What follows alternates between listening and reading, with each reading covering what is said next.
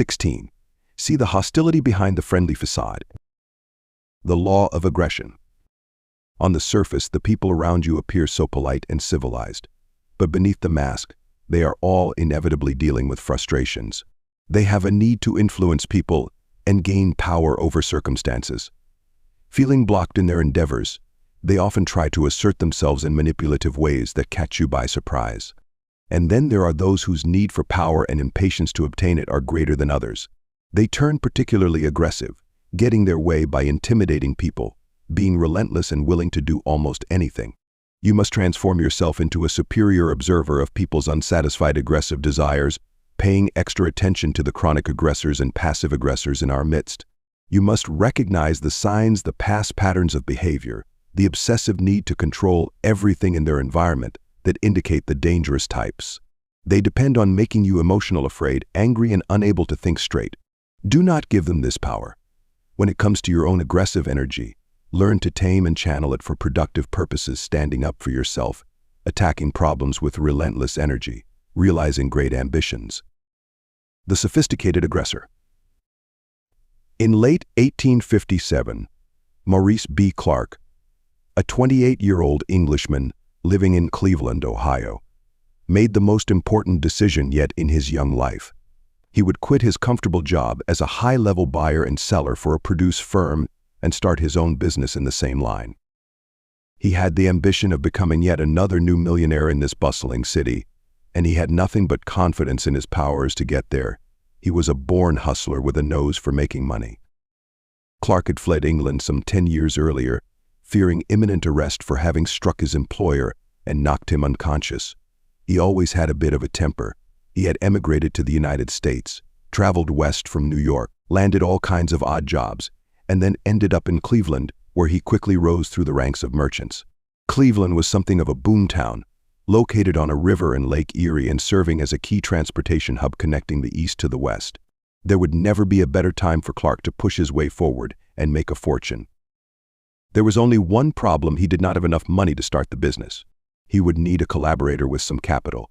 And as he thought about this, he came up with a possible business partner, a young man named John D. Rockefeller, whom Clark had befriended at a commercial college both had attended a few years before. At first glance, it seemed an odd choice. Rockefeller was only 18 years old.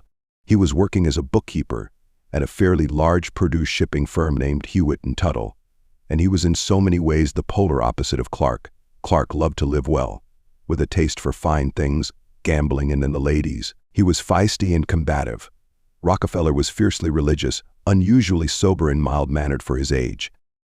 How could they possibly get along? And Clark had calculated that his partner would have to put up at least $2,000 to get the company underway. How would a bookkeeper from a family of limited means have such savings? On the other hand, in his 2 years at Hewitt & Tuttle, Rockefeller had earned a reputation as one of the most fiercely efficient and honest clerks in town, a man who could be relied upon to account for every penny spent and keep the company in the black. More important, as Rockefeller was so young, Clark could dominate the relationship. It was worth asking him. To Clark's surprise, when he suggested the partnership, Rockefeller not only jumped at the opportunity with uncharacteristic zeal, but quickly came up with the $2,000, somehow borrowing the funds. Rockefeller quit his job, and the new company, called Clark & Rockefeller, opened for business in April 1858. In its first years, Clark & Rockefeller was a thriving enterprise. The two men balanced each other out, and there was much business to be had in Cleveland. But as time went on, Clark began to feel increasingly irritated by the young man, and even a bit contemptuous of him. He was more straight-laced than Clark had imagined. He had no discernible vices. His main pleasure seemed to come from the accounting books that he kept so well and finding ways to save money. Although still so young, he already had a slumped posture from poring over his ledgers day and night. He dressed like a middle-aged banker and acted that way as well. Clark's brother James, who worked in the office, dubbed him the Sunday school superintendent. Slowly, Clark began to see Rockefeller as too dull and dreary to be one of the faces of the company. Clark brought in a new partner from an elite Cleveland family and dropped Rockefeller's name from the company title, hoping that would draw even more business. Surprisingly, Rockefeller did not seem to object to this. He was all in favor of making more money and cared little about titles. Their produce business was booming, but soon word spread through Cleveland of a new commodity that could spark the region's equivalent of a gold rush: the recent discovery of rich veins of oil in nearby western Pennsylvania. In 1862, a young Englishman named Samuel Andrews, an inventor-entrepreneur who had known Clark in England, visited their offices and pleaded with Clark to become partners in the oil business. He bragged of the limitless potential in oil, the lucrative series of products that could be made out of the material, and the cheapness of producing them. With just a little capital, they could start their own refinery and make a fortune. Clark's response was lukewarm. It was a business that experienced tremendous ups and downs, prices continually rising and falling, and with the Civil War now raging, it seemed a bad time to commit so fully. It would be better to get involved on some lower level. But then Andrews gave his pitch to Rockefeller, and something seemed to spark to life in the young man's eyes. Rockefeller convinced Clark that they should fund the refinery. He would personally ensure its success. Clark had never seen Rockefeller so enthusiastic about anything. It must mean something, he thought, and so he relented to the pressure from the two men. In 1863, they formed a new refining business called Andrews, Clark and Company. That same year, 20 other refineries sprouted up in Cleveland, and the competition was fierce. To Clark, it was quite amusing to watch Rockefeller in action. He spent hours in the refinery sweeping the floors, polishing the metal, rolling out barrels, stacking hoops. It was like a love affair. He worked well into the night trying to figure out ways to streamline the refinery and squeeze more money out of it. It had become the principal generator of profit for their firm, and Clark could not help but be pleased that he had agreed to fund it. Oil, however, had become Rockefeller's obsession, and he constantly bombarded Clark with new ideas for expansion, all at a time when the price of oil was fluctuating more than ever. Clark told him to go more slowly. He found the chaos in the oil business unnerving. Increasingly, Clark found it hard to hide his irritation. Rockefeller was getting a bit puffed up with the success of the refinery. Clark had to remind the former bookkeeper of whose idea it had been all along to start their business. Like a refrain, he kept telling Rockefeller, "What in the world would you have done without me?" Then he discovered that Rockefeller had borrowed $100,000 for the refinery without consulting him, and he angrily ordered Rockefeller to never go behind his back again and to stop looking to expand the business. But nothing he said or did seemed to stop him. For someone so quiet and unassuming, Rockefeller could be annoyingly relentless, like a child. A few months after Clark had berated him, Rockefeller hit him with another request to sign for a big loan, and Clark finally exploded. "If that's the way you want to do business, we'd better dissolve and let you run your own affairs to suit yourself." Clark had no desire to break up the partnership at this point. It was too profitable. And despite the qualities that grated on his nerves, he needed Rockefeller as the man to look after the dull details of their growing enterprise. He simply wanted to intimidate Rockefeller with this threat, which seemed to be the only way to get him to back off on his tireless quest to quickly grow the refinery business. As usual, Rockefeller said little and seemed to defer. Then, the following month, Rockefeller invited Clark and Andrews to his house to discuss future plans. And despite all of Clark's previous admonitions, Rockefeller outlined even bolder ideas for expanding the refinery, and once again Clark could not control himself. "We'd better split up," he yelled. Then something odd happened. Rockefeller agreed to this and got Clark and Andrews to affirm that they were all in favor of dissolving the partnership. He did this without the slightest trace of anger or resentment. Clark had played a lot of poker, and he felt certain Rockefeller was bluffing, trying to force his hand. If he refused to budge on the young man's desire to expand the business, Rockefeller would have to back down. He could not afford to be on his own. He needed Clark more than the other way around. He would be forced to realize his rashness and ask to resume the partnership. In doing so, Rockefeller would be humbled. Clark could set the terms and demand that Rockefeller follow his lead. To his amazement, however, the next day Clark read in the local newspaper the announcement of the dissolution of their business, the notice obviously placed there by Rockefeller himself. When Clark confronted him later that day, Rockefeller calmly replied he was merely putting into action what they had agreed upon the day before, that it had been Clark's idea to start with, and that he thought Clark was right. He suggested they hold an auction and sell the company to the highest bidder. Something about his dull, businesslike manner was infuriating.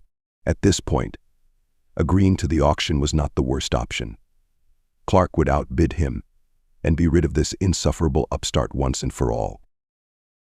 On the day of the auction in February 1865, Clark used a lawyer to represent his side, while Rockefeller represented himself, yet another sign of his arrogance and lack of sophistication.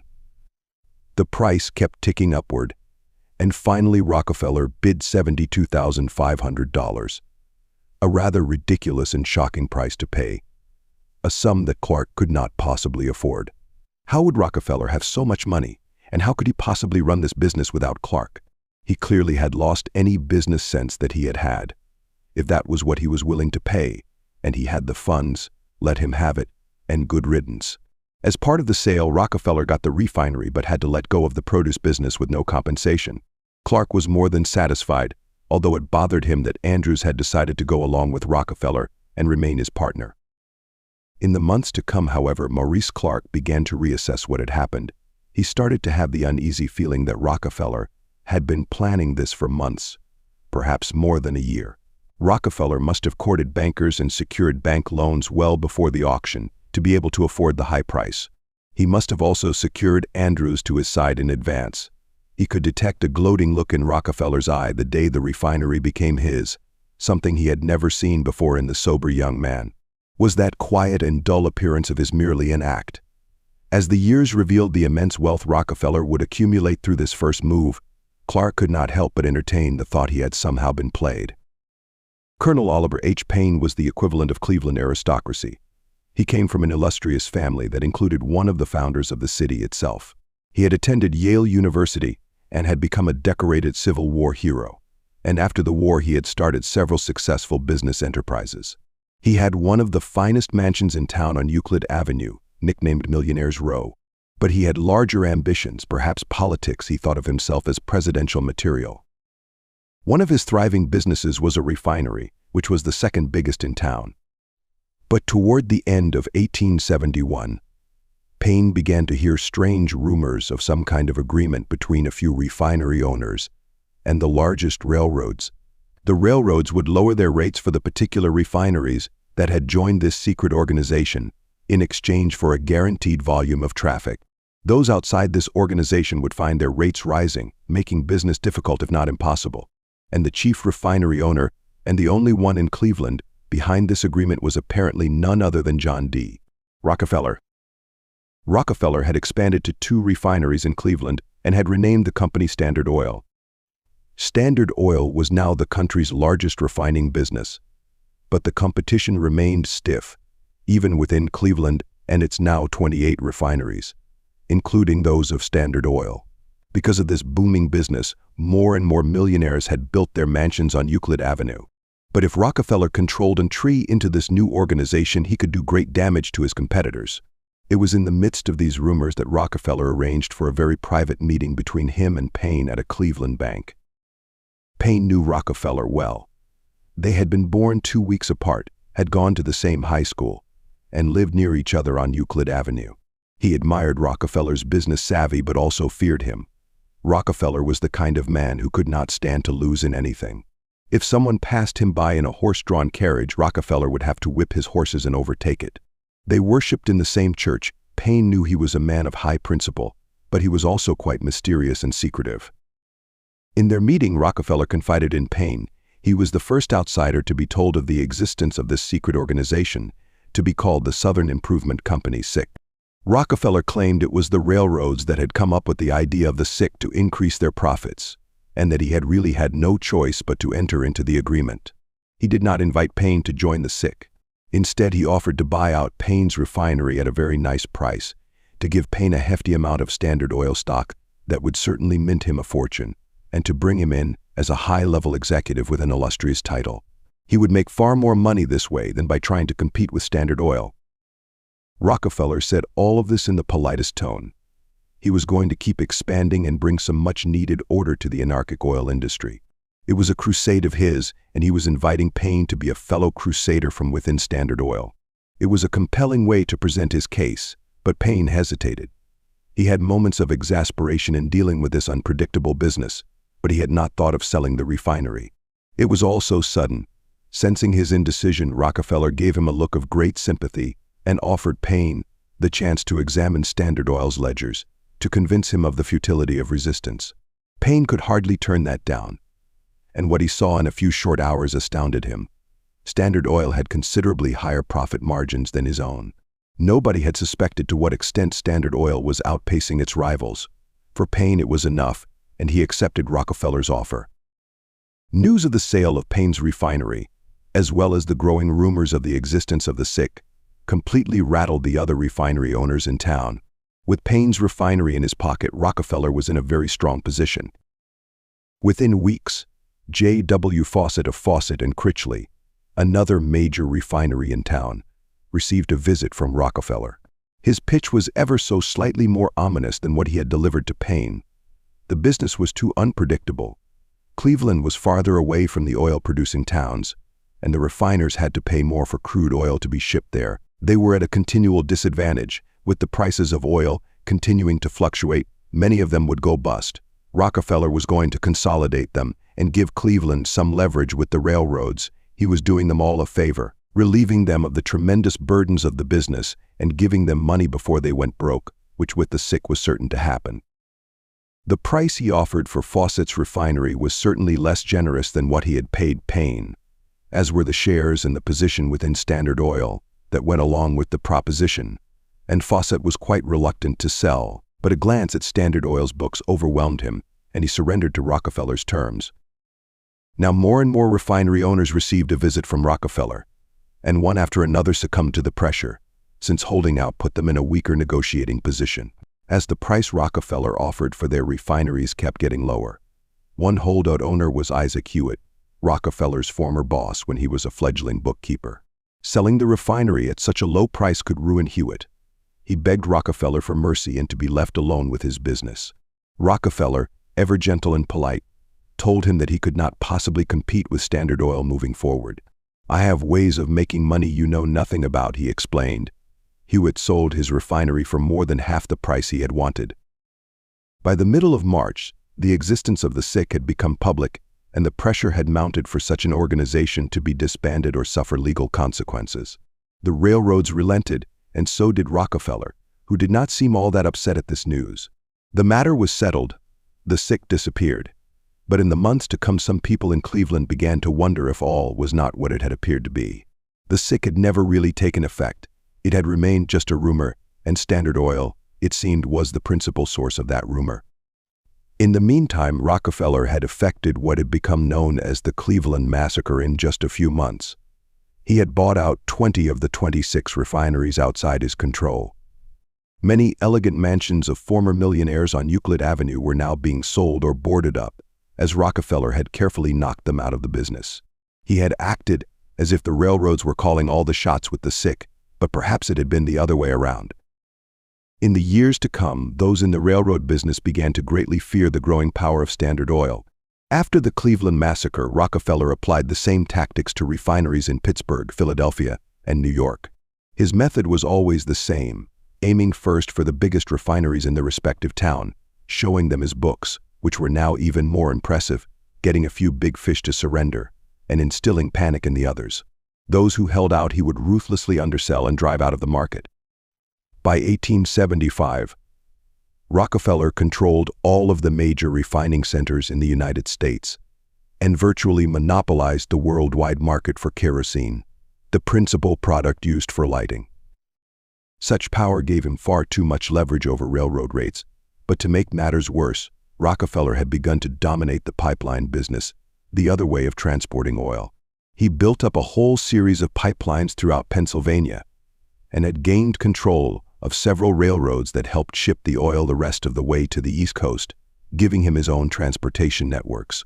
If he continued unimpeded in this campaign, his position would be impregnable, and nobody was more afraid of this prospect than Tom Scott, president of the Pennsylvania Railroad, at the time the largest and most powerful corporation in America.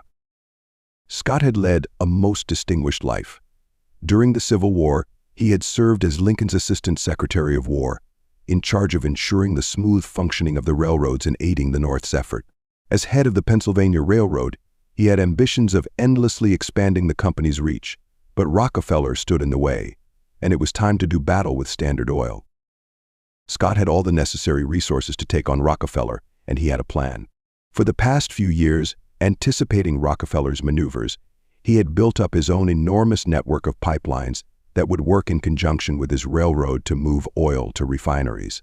He would ramp up the construction of new pipelines and purchase new refineries that sprang up, creating his own rival network, ensuring his railroad enough business to check Rockefeller's progress, then work to weaken him further. But as it became clear what he was up to, Rockefeller's response was totally unexpected and rather shocking. Standard Oil shut down almost all its Pennsylvania refineries, giving Scott's pipelines and railroads virtually no oil to ship. If they managed to get their hands on some oil, Rockefeller rigorously undersold them to any refineries outside his system, and he seemed to not care how low the price would go. He also made it hard for Scott to get his hands on the oil the company needed to lubricate train engines and wheels. Pennsylvania Railroad had overextended itself in this campaign and was losing money at a rapid rate, but Rockefeller had to be losing just as much. He seemed to be aiming for mutual suicide. Scott was in too deep to back out of this war, and so he was forced to cut costs by firing hundreds of railroad workers and reducing wages for those who remained. Scott's workers retaliated with a general railroad strike that quickly turned violent and bloody, as workers spread throughout the state, destroying thousands of Pennsylvania Railroad freight cars. Scott retaliated brutally, but the strike persisted and the shareholders in the Pennsylvania Railroad were growing quite nervous. All the while, Rockefeller seemed unperturbed and continued with his pressure campaign, as if he had nothing to lose. Scott had had enough. Somehow Rockefeller could absorb these huge losses, but he could not. He had literally run out of money. Not only did he agree to put a stop to his campaign, but he had to sell to Rockefeller the lion's share of his refineries, storage tanks, steamships, and pipelines. Scott would never recover from this humiliating and rather sudden defeat. A year later, he suffered a stroke, and within a few years he died at the age of 58. Although it appeared that Rockefeller's control of the oil business was now complete, a businessman and engineer named Byron Benson had an idea about how to poke a hole in his expanding empire.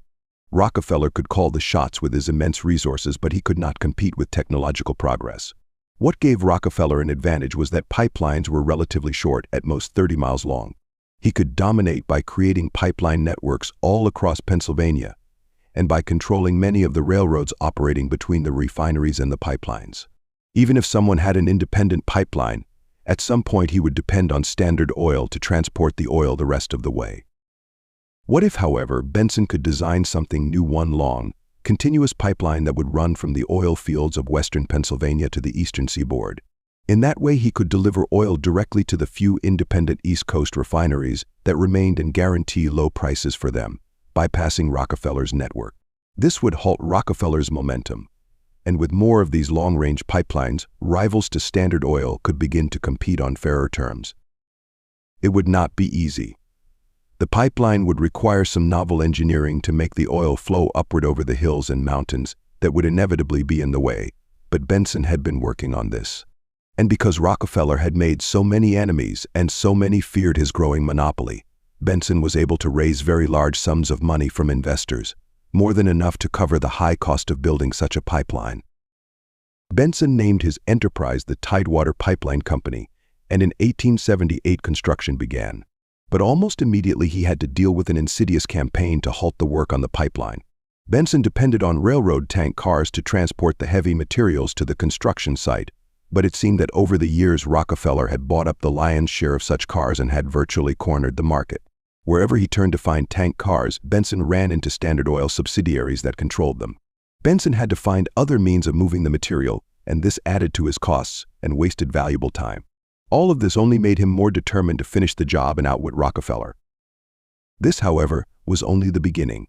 Benson needed to make his route to the sea as easy as possible to save money, and that would mean running it through Maryland. But now word reached him that, through lots of generous bribes, Rockefeller had gotten the Maryland legislature to give an exclusive pipeline charter to Standard Oil. This meant Tidewater would have to pass through the hillier and even mountainous areas farther north in Pennsylvania, making the route more circuitous and the job more expensive. Then, however, came the most threatening blow of all. Rockefeller suddenly went on a real estate buying spree, purchasing large tracts of farmland in Pennsylvania, right in the way of Tidewater's advance to the sea. No price seemed too high for Standard Oil to pay. Benson did what he could to fight back and buy his own land, but rumors began to spread among the farmers in the area of the danger if they sold parts of their land to Tidewater being so long. The pipeline would be subject to leaks that could ruin their crops. Clearly, Standard Oil was the source of the rumors, and they had an effect. To Benson, Rockefeller was like a relentless, invisible demon attacking him from all directions, ratcheting up the costs and the pressure. But Benson could be just as relentless. If Rockefeller bought out an entire valley, Benson made the pipeline change course, even if it meant going over more hills. The route became a ridiculous zigzag, but the pipeline kept inching its way east and finally reached the coast in May of 1879. Once the pipeline went into operation, however, no one could predict if its elaborate pumping system could move the oil up steep climbs. Slowly, the first flow of crude oil made its way through the pipeline, ascending even the highest mountain, and after 7 days the first drops reached the end point. The Tidewater pipeline was considered one of the great engineering feats of the day, and Benson became an overnight hero. Finally, someone had outwitted and outfought Standard Oil. To Benson's amazement, however, Rockefeller now only ratcheted up the pressure. Tidewater had bled money and had little left in reserve, but here was Rockefeller drastically reducing rates on Standard Oil's own pipelines and railroads, transporting oil virtually for free. Tidewater could not find a drop of oil to ship, and this was bringing the company to its knees. By March of 1880, Benson had had enough, and he struck a deal with Standard Oil on the most favorable terms he could get, joining the two companies. But this was only a preliminary move. In the months to come, Rockefeller bought up more and more shares in Tidewater, bringing it completely under his control. Like so many others before him, in trying to fight against Rockefeller, Benson had only made him stronger and more invincible. How could anyone hope to fight against such an indomitable force? In the 1880s, the demand for kerosene to light houses and offices exploded, and Rockefeller controlled the market. And in cities and towns across America, local grocers and retailers began to notice a revolutionary new system introduced by Standard Oil. The company had set up storage tanks in all corners of the country and financed tank wagons to transport the kerosene to almost every town. Not only would Standard Oil salesmen personally sell the company's kerosene to stores, but they would also go from house to house, selling heaters and stoves directly to homeowners at the lowest prices. This threatened the business of many local retailers, and when they protested, Standard Oil representatives would tell them that they would stop the practice if the retailers sold exclusively Standard Oil products. For those who refused, Standard Oil would start its own grocery store in the area and, with cheap prices, drive the rebellious store owners out of business. In some areas, furious retailers would turn to a rival company, such as Republic Oil, which specialized in selling to retailers who hated Rockefeller. Little did they know that Standard Oil had secretly set up and owned Republic Oil. With all of these practices, Rockefeller had created a growing number of enemies, but none of them was as dogged and fanatical as George Rice, a man who had managed to maintain a small, independent refinery in Ohio. He tried to get lawmakers to investigate the company's practices. He published a newsletter called Black Death, which compiled all the muckraking articles on Rockefeller. And to somehow find a way to make a profit and snub his nose at Rockefeller, he decided he would personally travel and sell his own oil in several towns, bypassing the new system that had cornered the market.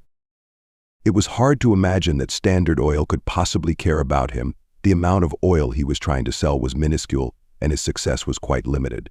But when he managed to sell a mere 70 barrels of kerosene to a retailer in Louisville, suddenly he learned that the railroad that had agreed, while he was on the road, to ship his oil to him now refused to carry his product. He knew who was behind this, but he managed to find other, more expensive means to get shipments of oil.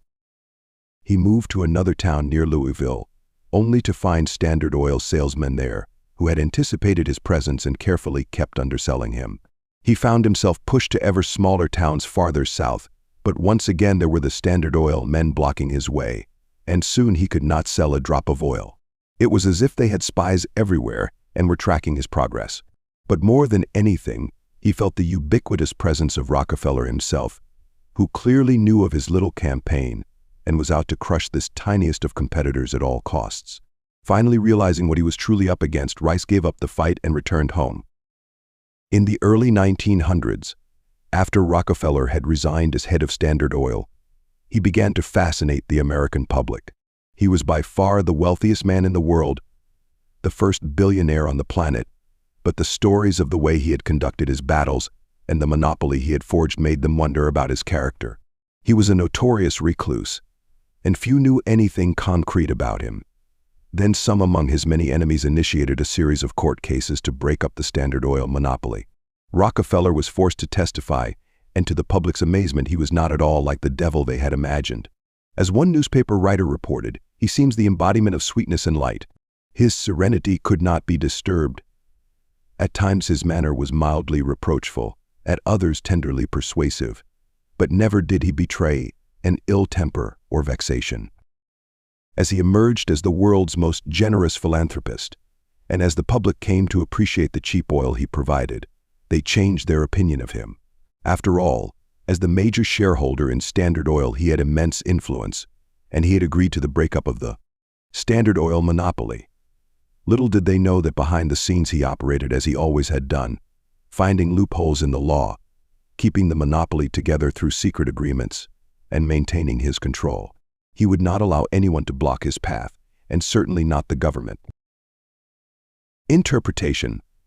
The story of the rise to power of John D. Rockefeller has to be considered one of the most remarkable in history. In a relatively short period of time, some 20 years, he rose from the bottom of society. His family had suffered periods of poverty, to become the founder and owner of the largest corporation in America, and shortly after that to emerge as the wealthiest man in the world. In the process, as so often happens in such cases, his story became shrouded in all kinds of myths. He was either a demon or a god of capitalism. But lost in all of these emotional responses is the answer to a simple question: how did one man with little help accumulate so much power in so little time? If we examine him closely, we must conclude that it wasn't through supreme intelligence or some particular talent or creative vision. He had some of those qualities, but nothing strong enough to account for his outrageous success. In truth, what we can attribute it to more than anything is the sheer relentless force of will that he possessed to utterly dominate every situation and rival he encountered, and to exploit every opportunity that crossed his path. We shall call this aggressive energy. Such energy can have productive purposes. See the last section in the chapter for more on this. And certainly Rockefeller had some achievements that benefited the society of his time. But as so often happens with highly aggressive people, this energy pushed him to monopolize virtually all power in a complex industry. It made him wipe out all rivals and any possible competition, bend laws to his benefit, standardize all practices according to his desires, and in the end, depress innovation in the field. Let us divorce Rockefeller's story from the usual emotional responses and simply look at him dispassionately, as a kind of specimen to help us understand the nature of highly aggressive individuals and what makes large numbers of people submit to their will. In this way, we can also learn some valuable lessons about human nature and how we can begin to counter those who continually work to monopolize power, often to the detriment of the rest of us. Rockefeller grew up in peculiar circumstances. His father, William, was a notorious con artist. And from the very beginning, the father set a rather unpleasant pattern for the family. He would leave his wife, Eliza, and 4 children, John being the eldest, for months on end in their flimsy cabin in western New York and travel the region plying his various con games. During this time, the family would have barely enough money to survive. Eliza had to find a way to make every penny count. Then the father would reappear with wads of cash and gifts for the family. He was amusing, a great storyteller, but at times rather cruel and even violent. Then he would leave again, and the pattern would reset. It was impossible to predict when he would return, and the members of the family were continually on edge when he was there and when he was not. As a teenager, John had to go to work to help bring some stability to the family's finances, and as he advanced in his career, he could not escape the anxieties that had plagued him in his childhood. He had a desperate need to make everything orderly and predictable in his environment. He immersed himself deeply in his accounting books. Nothing was more predictable than the pluses and minuses on a ledger sheet. At the same time, he had great ambitions for making a fortune. His father had instilled in him an almost visceral love of money. And so, when he first learned of what could be accomplished with an oil refinery, he saw his great opportunity. But his attraction to the oil business may seem at first glance rather strange. It was a Wild West environment, totally anarchic. Fortunes could be made or lost in a matter of months. In many ways, the oil business was like his father, exciting, promising sudden riches but treacherously unpredictable. Unconsciously, he was drawn to it. For those very reasons, he could relive his worst fears from childhood and surmount them by establishing rigorous control over the oil industry. It would be like conquering the father himself. The chaos would only spur him to greater heights, as he would have to work doubly hard to tame its wildness. And so, in these first years of business, we can see the motivating factor that would drive all his subsequent actions: the overwhelming need for control. The more complicated and difficult this task, the more relentless the energy he would summon to achieve such a goal. And out of this need came a second one, almost as important to justify his aggressive actions to the world and to himself. Rockefeller was a deeply religious man. He could not live with the thought that what drove his actions was a desire to control people and acquire the vast sums of money necessary for such a purpose. That would have been to see himself in too ugly and soulless a light. To repress such a thought, he constructed what we shall call the aggressor's narrative. He had to convince himself that his quest for power served some higher purpose. There was a belief at the time among Protestants that to make a lot of money was a sign of grace from God. With wealth, the religious individual could give back to the community and help support the local parish. But Rockefeller took this further. He believed that establishing order in the oil business was a divine mission, like ordering the cosmos. He was on a crusade to bring cheap prices and predictability to American households, turning Standard Oil into a monopoly blended seamlessly with his deep religious convictions. Sincerely believing in this crusade, it did not bother his conscience to ruthlessly manipulate and ruin his rivals, to bribe legislators, to run roughshod over laws, to form fake rival enterprises to Standard Oil, to spark and use the violence of a strike with Pennsylvania Railroad that would help him in the long run. Belief in this narrative made him all the more energetic and aggressive, and for those who faced him, it could be confusing. Perhaps there was some good in what he was doing. Perhaps he was not a demon after all. Finally, to realize his dream of control, Rockefeller transformed himself into a superior reader of men and their psychology. And the most important quality for him to gauge in the various rivals he faced was their relative willpower and resiliency. He could sense this in people's body language and in the patterns of their actions. Most people, he determined, are rather weak. They are mostly led by their emotions, which change by the day. They want things to be rather easy in life and tend to take the path of least resistance. They don't have a stomach for protracted battles. They want money for the pleasures and comforts it can bring, for their yachts and mansions. They want to look powerful, to satisfy their ego, make them afraid or confused or frustrated, or offer them an easy way out, and they would surrender to his stronger will. If they got angry, all the better. Anger burns itself out quickly, and Rockefeller always played for the long term. Look at how he played each of the antagonists in his path. With Clark, he carefully fed his arrogance and deliberately made him irritable, so that he would quickly agree to the auction just to get rid of Rockefeller without thinking too deeply about the consequences. Colonel Payne was a vain and greedy man. Give him plenty of money and a nice title, and he would be satisfied and surrender to Rockefeller his refinery. For the other refinery owners, instill fears about the uncertain future, using the sick as a convenient boogeyman. Make them feel isolated and weak, and sow some panic. Yes, his refineries were more profitable, as shown by his books, but the other owners failed to reason that Rockefeller himself was just as vulnerable as they were to the ups and downs of the business. If only they had united in opposition to his campaign, they could have countered him, but they were made too emotional to think straight, and they surrendered their refineries with ease. When it came to Scott, Rockefeller saw him as a hothead, enraged by Standard Oil's threat to his preeminent position in business.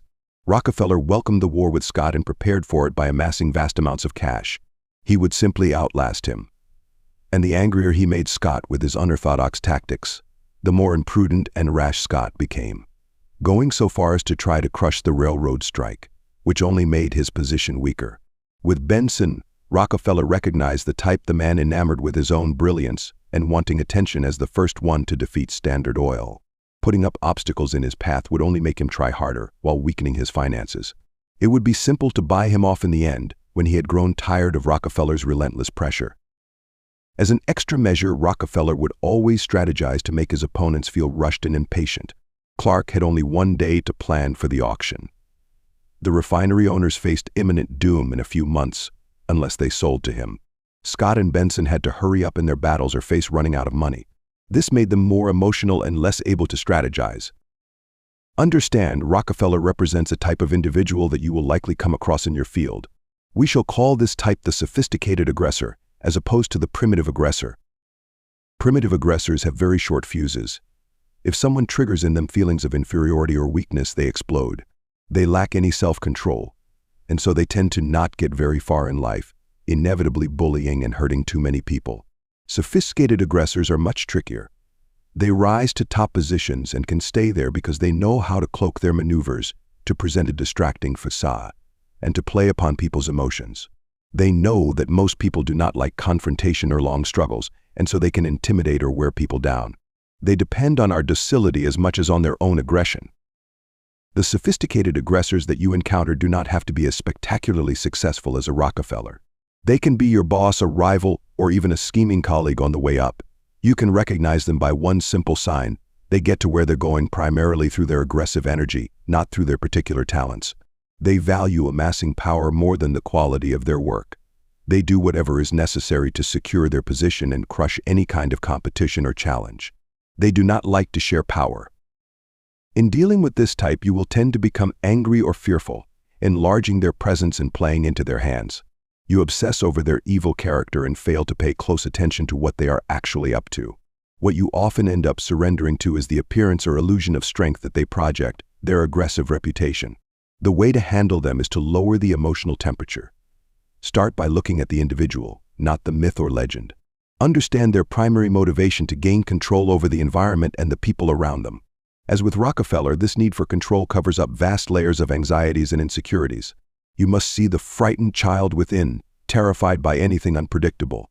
In this way, you can cut them down to size, diminishing their ability to intimidate you. They want to control your thoughts and reactions. Deny them this power by focusing on their actions and your strategies, not your feelings. Analyze and anticipate their real goals. They want to instill in you the idea that you have no options, that surrender is inevitable and the best way out. But you always have options. Even if they are your boss and you must surrender in the present, you can maintain your inner independence and plot for the day in which they mistake and are weakened, using your knowledge of their vulnerable points to help take them down. See through their narrative and their shrewd attempts at distraction. They will often present themselves as holier than thou, or as the victim of other people's malice. The louder they proclaim their convictions, the more certain you can be they're hiding something. Be aware that they can sometimes seem charming and charismatic. Do not be mesmerized by such appearances. Look at their patterns of behavior. If they have taken from people in the past, they will continue to do so in the present. Never bring on such types as partners, no matter how friendly and charming they might seem.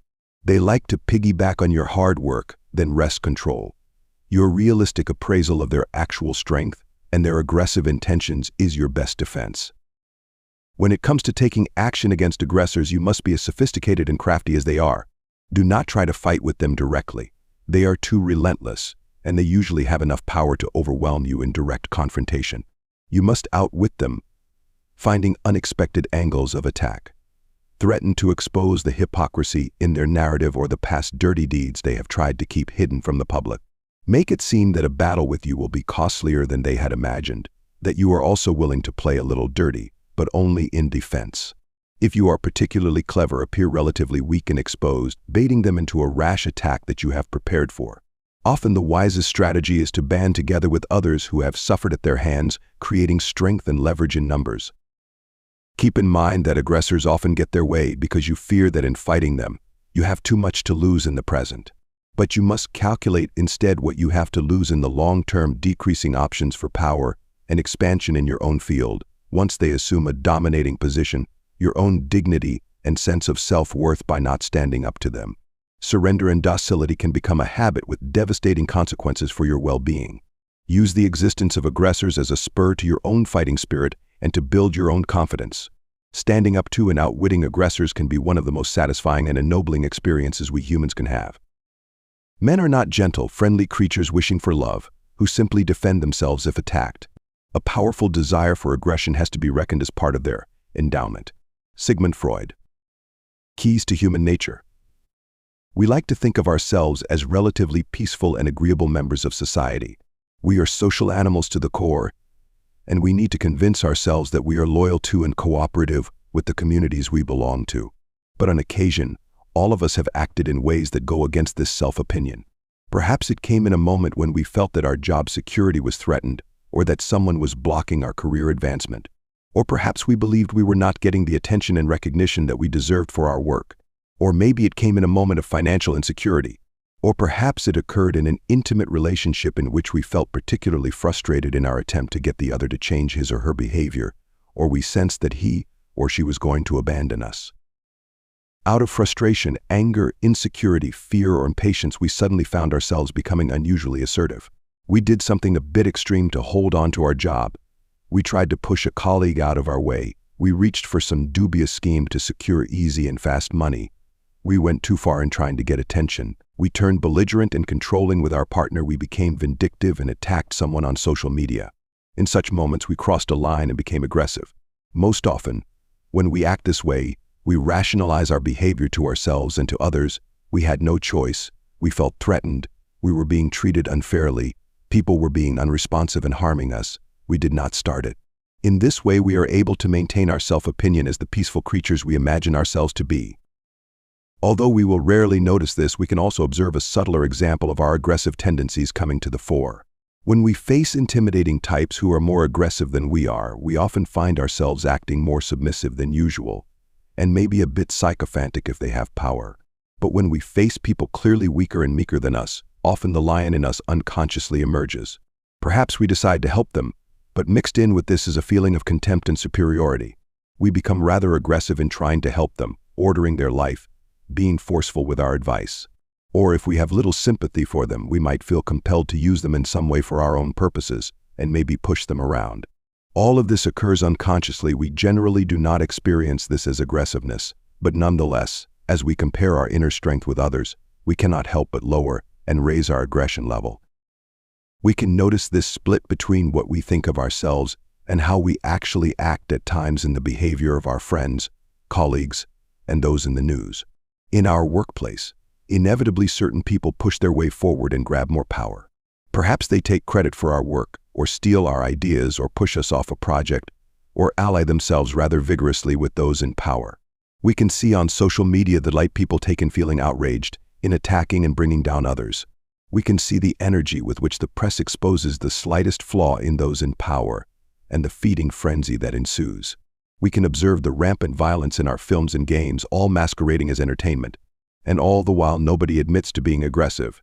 In fact, more than ever people seem so modest and progressive. The split is profound. What this means is the following. All of us understand that humans have been capable of much violence and aggression in the past and in the present. We know that out there in the world there are sinister criminals, greedy and unscrupulous business people, belligerent negotiators and sexual aggressors. But we create a sharp, dividing line between those examples and us. We have a powerful block against imagining any kind of continuum or spectrum when it comes to our own aggressive moments and those of the more extreme variety in others. We in fact define the word to describe the stronger manifestations of aggression, excluding ourselves. It is always the other who is belligerent, who starts things, who is aggressive. This is a profound misconception of human nature. Aggression is a tendency that is latent in every single human individual. It is a tendency wired into our species. We became the preeminent animal on this planet precisely because of our aggressive energy supplemented by our intelligence and cunning. We cannot separate this aggressiveness from the way we attack problems, alter the environment to make our lives easier, fight injustice, or create anything on a large scale. The Latin root of the word aggression means to step forward. And when we assert ourselves in this world and try to create or change anything, we are tapping into this energy. Aggression can serve positive purposes. At the same time, under certain circumstances, this energy can push us into antisocial behavior, into grabbing too much or pushing people around. These positive and negative aspects are two sides of the same coin. And although some individuals are clearly more aggressive than others, all of us are capable of slipping into that negative side. There is a continuum of human aggression, and we are all on the spectrum. Being unaware of our true nature causes us many problems. We can turn aggressive in the negative sense without realizing what is happening, and then pay the consequences for going too far.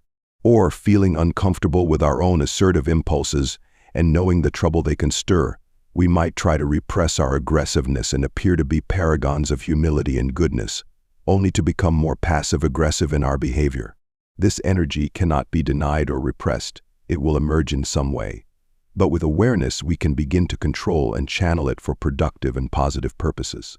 To do so, we must understand the source of all human aggression, how it turns negative, and why some people become more aggressive than others. The source of human aggression. Unlike any other animal, we humans are aware of our own mortality and that we could die at any moment. Consciously and unconsciously, this thought haunts us throughout our lives. We are aware that our position in life is never secure. We can lose our job, our social status, and our money, often for reasons beyond our control. The people around us are equally unpredictable. We can never read their thoughts, anticipate their actions, or totally rely on their support. We are dependent on others who often don't come through. We have certain innate desires for love, excitement, and stimulation, and it is often beyond our control to satisfy these desires in the way we would like. In addition, we all have certain insecurities that stem from wounds in our childhood. If events or people trigger these insecurities and reopen old wounds, we feel particularly vulnerable and weak. What this means is that we humans are continually plagued by feelings of helplessness that come from many sources. If this feeling is strong enough or lasts for too long, it can become unbearable. We are willful creatures who crave power. This desire for power is not evil or antisocial. It is a natural response to the awareness of our essential weakness and vulnerability. In essence, what drives much of our behavior is to have control over circumstances, to feel the connection between what we do and what we get, to feel that we can influence people and events to some extent. This mitigates our sense of helplessness and makes the unpredictability of life tolerable. We satisfy this need by developing solid work skills that help us secure our career status and give us a feeling of control over the future. We also try to develop social skills that allow us to work with other people, earn their affection, and have a degree of influence over them. When it comes to our needs for excitement and stimulation, we generally choose to satisfy them through various activities, sports, entertainment, seduction that our culture provides or accepts. All of these activities help us to have the control that we crave, but they require that we recognize certain limits. To gain such power in our work and relationships, we must be patient. We cannot force things. It takes time to secure our career position, to develop genuine creative powers, to learn how to influence people and charm them. It also requires abiding by certain social codes and even laws. We cannot do just anything to get ahead in our careers. We cannot force people to do our bidding. We can call these codes and laws guardrails that we carefully stay within in order to gain power while remaining liked and respected. In certain moments, however, we find it hard to accept these limits. We cannot advance in our careers or make a lot of money as quickly as we would like. We cannot get people to work with us to the degree that we want them to, so we feel frustrated. Or perhaps an old wound from childhood is suddenly reopened. If we anticipate that a partner could be ending the relationship, and we have a great fear of being abandoned stemming from parental coldness, we could easily overreact and try to control him or her, using all of our manipulative powers and turning quite aggressive. Feelings of love often turn to hostility and aggression in people, because it is in love that we feel most dependent, vulnerable, and helpless. In these cases, our hunger for more money, power, love, or attention overwhelms any patience we might have had. We might then be tempted to go outside the guardrails, to seek power and control in a way that violates tacit codes and even laws. But for most of us, when we cross the line, we feel uncomfortable and perhaps remorseful. We scurry back to within the guardrails, to our normal ways of trying for power and control. Such aggressive acts can occur at moments in our lives, but they do not become a pattern. This is not the case, however, with more chronically aggressive types. The sense of helplessness or frustration that we may feel upon occasion plagues them more deeply and more often. They feel chronically insecure and fragile and must cover this with an inordinate amount of power and control. Their need for power is too immediate and strong for them to accept the limits, and overrides any sense of compunction or social responsibility. It is possible that there is a genetic component to this. The psychoanalyst Melanie Klein, who specialized in the study of infants, noticed that some babies were decidedly more anxious and greedier than others. From their very first days, they would suckle on the mother's breast as if they were attacking it, and wanting to suck it dry. They needed more coddling and attention than others. Their crying and tantrums were almost impossible to stop. They felt a higher degree of helplessness that verged on continual hysteria. Such babies were in the minority, but she noticed them often enough. She speculated that those who are chronically aggressive could be adult versions of the greedy baby. They are simply born with a greater need to control everything around them. They brood more over feelings of hurt or envy. Why should other people have more than me? When they feel like they are losing control to any degree, their tendency is to exaggerate the threat, to overreact and grab for much more than is necessary. It is also true that early family life can play a decisive role. According to the psychoanalyst and writer Erich Fromm, if parents are too domineering, if they repress their children's need for power and independence, such children are often the types who later like to dominate and tyrannize others. If they were beaten as children, they often resort to beating and physical abuse as adults. In this way, they turn the enforced passivity in their childhood into something active as adults, giving them the feeling of control they sorely lacked in their earliest years through aggressive behavior. Whatever the cause of their tendencies, these types do not scurry back within the guardrails, but rather continually resort to aggressive behavior. They have an unusually strong will and little patience to satisfy their desires through the socially acceptable channels. They find the normal ways of gaining stimulation too dull. They need something stronger and more immediate. If they are the primitive type, they may turn to criminal behavior or simply become the overt bully. If they are more sophisticated, they will learn to control this behavior to some extent and use it when necessary. What this means is that human aggression stems from an underlying insecurity, as opposed to simply an impulse to hurt or take from others. Before any impulse to take aggressive action, aggressors are unconsciously processing feelings of helplessness and anxiety. They often perceive threats that are not really there or exaggerate them.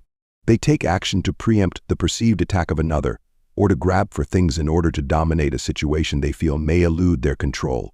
Such feelings also provoke the positive type of aggression as well. Feeling the need to fight an injustice or create something important is preceded by feelings of anxiety and insecurity. It remains an attempt at control for positive purposes. When we look at any chronic aggressor around us, we must search for the underlying insecurity, the deep wound, the reverberating feelings of helplessness from their earliest years. We can notice the following interesting phenomenon. People who are domineering often are extremely intolerant of any kind of dissent. They need to be surrounded by sycophants and constantly be reminded of their greatness and superiority.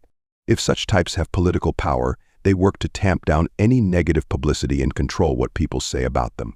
We must see this hypersensitivity to criticism as a sign of great inner weakness. A person who is truly strong from within can endure criticism and open discussion without feeling personally threatened. Generally, aggressors and authoritarian types are expert at concealing this profound inner weakness by constantly projecting toughness and conviction. But we must train ourselves to look past their facade and see the inner fragility.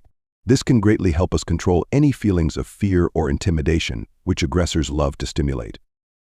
There are other qualities of the chronically aggressive that we must understand. First, aggressors have less tolerance for feelings of helplessness and anxiety than the rest of us. What might cause us to feel frustrated or insecure will often trigger in them a much more powerful reaction and rage. This is perhaps why chronic aggression is much more common among men than women.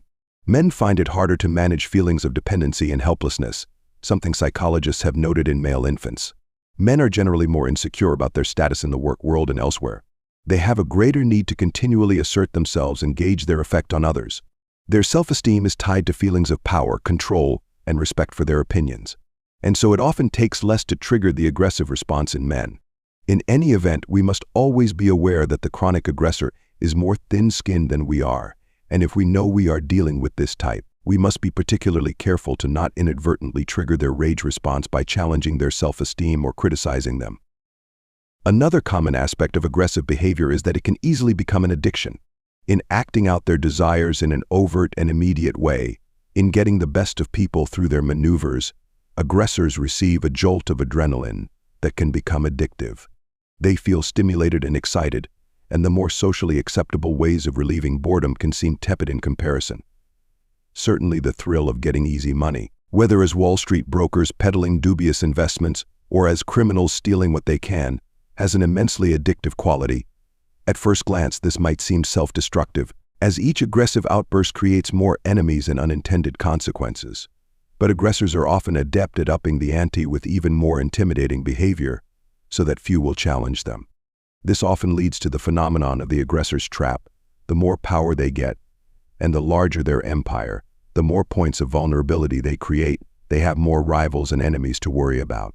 This sparks in them the need to be more and more aggressive and gain more and more power. Certainly Rockefeller fell victim to this dynamic. They also come to feel that to stop acting in this way would make them seem weak. No matter what aggressors might say to us or how they try to disguise their intentions, we must realize that their past pattern of behavior will inevitably continue in the present, because they are both addicted and trapped. We must never be naive in dealing with them. They will be relentless. If they take a step back, it is only momentary. They are rarely capable of changing this essential pattern in their behavior. We must also be aware that aggressors see the people around them as objects to use. They might have some natural empathy, but because their need for power and control is so strong, they cannot be patient enough to rely solely upon charm and social skills. To get what they want, they have to use people, and this becomes a habit that degrades any empathy they once had. They need adherents and disciples, so they train themselves to listen, to occasionally praise others, and to do favors for people. The charm they may display upon occasion, however, is only for effect and has little human warmth to it. When they are listening to us, they are gauging the strength of our will and seeing how we can serve their purposes down the road. If they praise us or do us a favor, it is a way to further entrap and compromise us. We can see this in the nonverbal cues, in the eyes that look through us, in how thinly they are engaged in our stories. We must always try to make ourselves immune to any attempt at charm on their part, knowing what purpose it serves. It is interesting to note that despite all of the socially negative qualities that aggressors inevitably reveal, they are frequently able to attract enough followers to help them in their quest for power. The people who are attracted to such aggressors often have their own deep-seated issues, their own frustrated aggressive desires. They find the confidence and sometimes brazenness of the aggressor quite exciting and appealing. They fall in love with the narrative. They become infected with the leader's aggression and get to act it out on others, perhaps those below them. But such an environment is tiring, and those serving the aggressor are constantly taking hits to their self-esteem. With most aggressors, the turnover is high and the morale low. As the ancient Greek dramatist Sophocles once wrote, "Whoever makes his way into a tyrant's court becomes his slave, although he went there a free man." Your task as a student of human nature is threefold. First, you must stop denying the reality of your own aggressive tendencies. You are on the aggressive spectrum like all of us. Of course, there are some people who are lower down on this spectrum. Perhaps they lack confidence in their ability to get what they want, or they may simply have less energy. But a lot of us are in the mid to upper range on the spectrum, with relatively strong levels of will. This assertive energy must be expended in some way and will tend to go in one of three directions. First, we can channel this energy into our work, into patiently achieving things, controlled aggression. Second, we can channel it into aggressive or passive-aggressive behavior. Finally, we can turn it inward in the form of self-loathing, directing our anger and aggression at our own failings and activating our internal saboteur. More on this later. You need to analyze how you handle your assertive energy. A way to judge yourself is to see how you handle moments of frustration and uncertainty, situations in which you have less control. Do you tend to lash out, grow angry and tense, and do things you later regret? Or do you internalize the anger and grow depressed? Look at those inevitable moments in which you have gone past the guardrails and analyze them. You are not as peaceful and gentle as you imagine. Notice what pushed you into this behavior, and how during such times you found ways to rationalize your behavior. Now, with some distance, you can perhaps see through those rationalizations. Your goal is not to repress this assertive energy, but to become aware of it as it drives you forward and to channel it productively.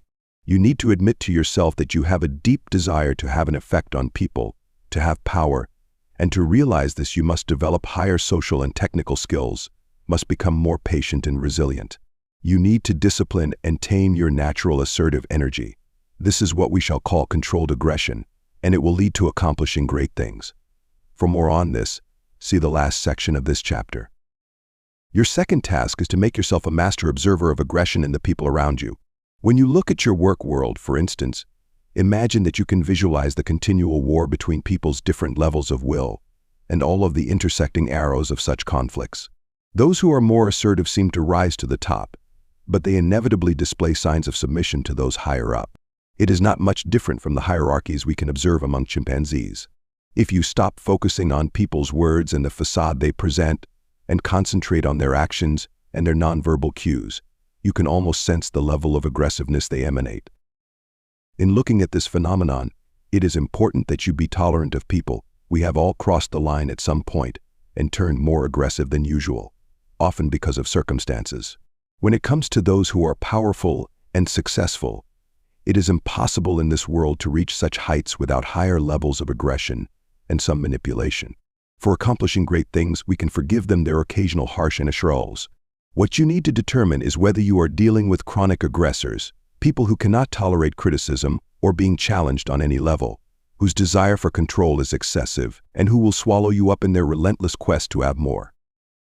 Look for some telltale signs.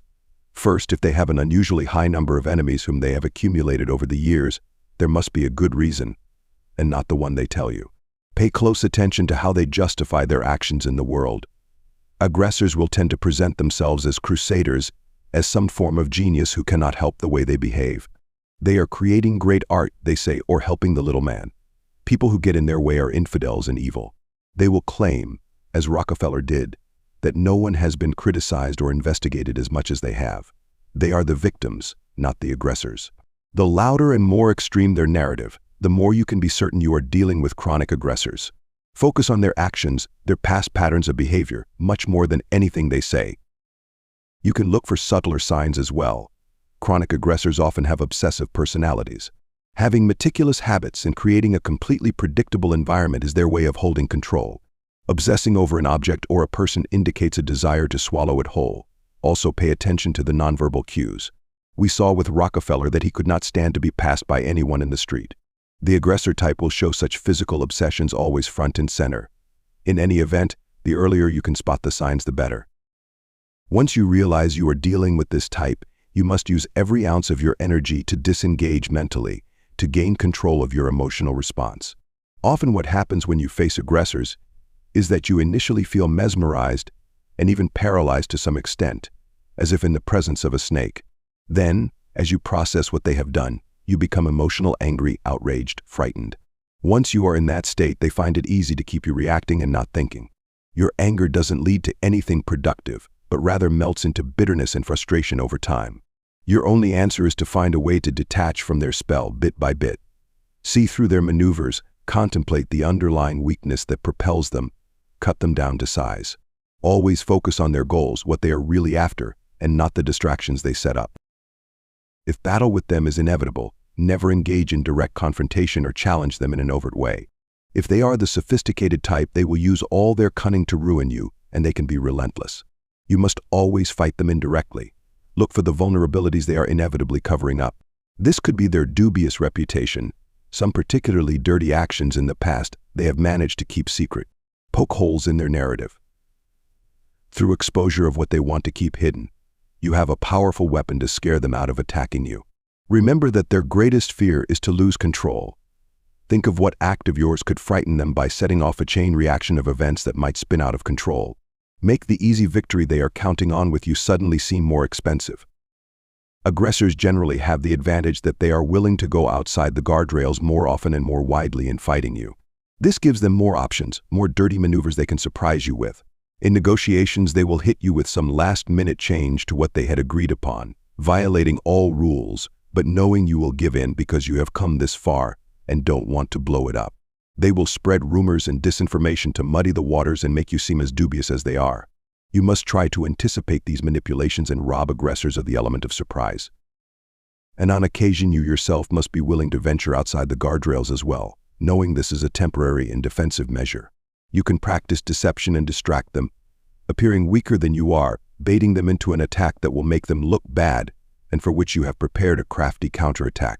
You can even spread rumors that will tend to imbalance their minds, since they are not used to others playing the same tricks back on them. In any event, with the stakes being high, you must calculate that defeating aggressors is more important than maintaining your purity. Finally, your third task as a student of human nature is to rid yourself of the denial of the very real aggressive tendencies in human nature itself and what such aggression might mean for our future as a species. This denial tends to take the form of one of two myths you are likely to believe in. The first myth is that long ago we humans were peace-loving creatures, in harmony with nature and with our fellow humans. It is the myth of the noble savage, the innocent hunter-gatherer. The implication is that civilization, along with the development of private property and capitalism, turned the peaceful human into an aggressive and selfish creature. Our form of society is to blame for this, so the myth goes. By developing a more egalitarian political and social system, we could revert to our natural goodness and peace-loving nature. Recent finds in anthropology and archaeology, however, have proven beyond a shadow of a doubt that our ancestors, going back tens of thousands of years, well before civilization, engaged in warfare that was as murderous and brutal as anything in the present. They were hardly peaceful. There are also numerous examples of indigenous cultures destroying much of the flora and fauna in the Façade in an endless quest for food sources and shelter, sending many species into extinction and despoiling entire regions of trees. For more on this, see War Before Civilization by Lawrence H. Keeley and The Third Chimpanzee by Jared Diamond. The great power of humans to cooperate in these cultures was just as often used to help engage in the bloodiest of skirmishes. The other myth, more prevalent today, is that we may have been violent and aggressive in the past, but that we are currently evolving beyond this, becoming more tolerant, enlightened, and guided by our better angels. But the signs of human aggression are just as prevalent in our era as in the past. We can hold up as evidence the endless cycles of war, the acts of genocide, and the increasing hostility between states and ethnicities within states that continue well into this century. The immense powers of technology have only enhanced our destructive powers when it comes to war, and our depredation of the environment has only gotten substantially worse, despite our awareness of the problem. We can also take note of the growing levels of inequality in power and wealth around the globe in recent times, approaching the disparities that existed centuries ago. Such inequalities continue to reproduce themselves in human society, because inevitably there are individuals who are simply more aggressive than others when it comes to accumulating power and wealth. No rules or laws seem to stop this. The powerful write the rules to benefit themselves, and the monopolizing tendencies of the 19th century, as exemplified by Standard Oil, signs of corporate aggression, have just reshaped themselves to fit the newest industries. In the past, people attended executions as a form of entertainment. We may not go that far, but more people than ever enjoy watching others being humiliated on reality shows or in the news, and indulging in games and movies that delight in graphic depictions of murder and bloodshed. We can also see an increasingly aggressive edge to our humor. With technology, it has become easier to express and satisfy our aggressive desires. Without having to physically face people, on the internet our arguments and criticisms can become that much more hostile, heated, and personal. The internet has also created a new and powerful weapon, cyberwar. As they always have, criminals simply co-opt technology to become more creative and elusive. Human aggression simply adapts to the newest media and technological innovations, finding ways to express and vent itself through them.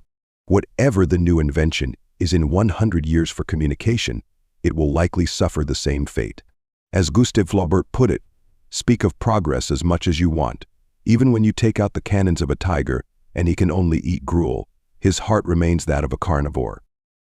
Human aggression in individuals and in groups tends to emerge or heat up when we feel helpless and vulnerable, when the impatience for control and effect rises. And as increasing numbers of people and groups are feeling this way, we can expect more of this and not less in the future. Wars will get dirtier.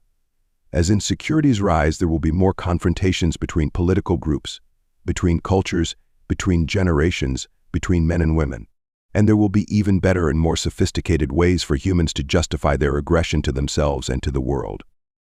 The denial is stronger than ever. It is always the other person, the other side, the other culture that is more aggressive and destructive. We must finally come to terms with the fact that it is not the other but ourselves, all of us, no matter the time or the culture. We must own this fact of our nature before we can even begin to consider moving beyond it. It is only in our awareness that we can start to think of progress. Passive aggression, its strategies, and how to counter them. Most of us are afraid of outright confrontation. We want to appear reasonably polite and sociable. But often it is impossible to get what we want without asserting ourselves in some way. People can be stubborn and resistant to our influence, no matter how congenial we are. And sometimes we need a release from all of the inner tension that comes from having to be so deferential and correct. And so all of us inevitably engage in behavior in which we assert ourselves indirectly, striving for control or influence as subtly as possible. Perhaps we take extra time to respond to people's communications, to signal a slight bit of disdain for them, or we seem to praise people but insert subtle digs that get under their skin and instill doubts. Sometimes we make a comment that could be taken as quite neutral, but our tone of voice and the expression on our face indicate we are upset, stirring up some guilt. We can call this form of aggression passive, in that we give the appearance that we are merely being ourselves, not actively manipulating or trying to influence people. Nevertheless, a message is sent that creates the effect we desire. We are never quite as passive as we seem in this. In the back of our minds, we are aware that we are taking an extra long time to get back to someone or putting a dig in a comment, but at the same time we can also pretend to ourselves and to others that we are innocent. We humans are capable of holding such conflicting thoughts at the same time. In general, we must consider this everyday version of passive aggression to be merely an irritating part of social life, something we are all guilty of. We should be as tolerant as possible of this low-grade passive aggression that thrives in polite society. Some people, however, are chronic passive aggressors. Like the more active aggressors, they generally have a high degree of energy and need for control, but at the same time a fear of outright confrontation. They often had domineering or neglectful parents. Passive aggression became their way of getting attention or asserting their will while avoiding punishment. Such behavior becomes a pattern for them as adults, as they often repeat the same types of strategies that worked in childhood. If we observe the passive aggressor closely enough, we can often see the manipulative child peeking through the adult mask. These chronic types operate in a personal or work relationship, in which their drip-drip passive-aggressive strategies can take effect on an individual over time. They are masters at being ambiguous and elusive. We can never quite be sure that they are attacking us. Perhaps we are imagining things and are paranoid. If they were directly aggressive, we would get angry and resist them, but by being indirect they sow confusion and exploit such confusion for power and control. If they are truly good at this and get their hooks into our emotions, they can make our lives miserable. Keep in mind that actively aggressive types can generally be quite passive-aggressive at times, as Rockefeller certainly was. Passive aggression is simply an additional weapon for them in their attempts at control. In any event, the key to defending ourselves against passive aggressors is to recognize what they are up to as early as possible. The following are the most common strategies employed by such aggressors and ways to counter them. The subtle superiority strategy: a friend, colleague, or employee is chronically late, but he or she always has a ready excuse that is logical, along with an apology that seems sincere. Or similarly, such individuals forget about meetings, important dates, and deadlines, always with impeccable excuses at hand. If this behavior repeats often enough, your irritation will increase. But if you try to confront them, they very well might try to turn the tables by making you seem uptight and unsympathetic. It is not their fault. They say they have too much on their mind. People are pressuring them. They are temperamental artists who can't keep on top of so many irritating details. They are overwhelmed. They may even accuse you of adding to their stress. You must understand that at the root of this is the need to make it clear to themselves and to you that they are in some way superior. If they were to say in so many words that they felt superior to you, they would incur ridicule and shame. They want you to feel it in subtle ways, while they are able to deny what they are up to. Putting you in the inferior position is a form of control, in which they get to define the relationship. You must pay attention to the pattern more than the apologies, but also notice the nonverbal signs as they excuse themselves. The tone of the voice is whiny, as if they really feel it is your problem. The apologies are laid on extra thick to disguise the lack of sincerity. In the end, such excuses communicate more about their problems in life than about the facts of their forgetfulness. They are not really sorry. If this is chronic behavior, you must not get angry or display overt irritation. Passive aggressors thrive on getting a rise out of you. Instead, stay calm and subtly mirror their behavior, calling attention to what they are doing and inducing some shame if possible. You might make dates or appointments and leave them in the lurch, or show up impossibly late with the sincerest of apologies, laced with a touch of irony. Let them brood on what this might mean.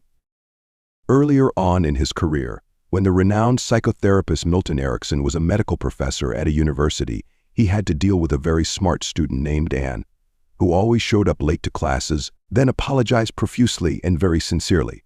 She happened to be a straight-A student. She always promised to be on time for the next class, but never was. This made it difficult for her fellow students. She frequently held up lectures or laboratory work. And on the first day of one of Erickson's lecture classes, she was up to her old tricks, but Erickson was prepared. When she entered late, he had the entire class stand up and bow down to her in mock reverence. He did the same.